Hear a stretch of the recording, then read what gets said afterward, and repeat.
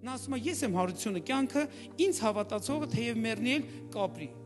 Ինչքան վախ որած քրիստոնյաների ենք տեսնում այսօր մեր շուրջը։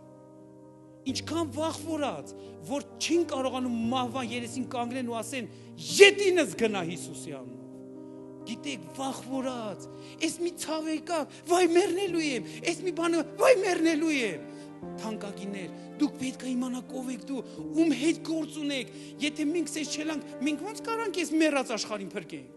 Մենք կյանքի համար ենք կանչված, ոչ թե մեռած բաների համար։ Մեր ներսում կյանքի իրականությունն է։ Հիսուս ասում է, ով ես դու։ Դու պետք է իմանաս, ես ով եմ, որ հասկանաս ով ես դու։ Հիսուս ասում է, ես հարությունն եմ, կյանքն եմ, առանց ինձ ոչ մեկ չի կարող կյանք ունենա։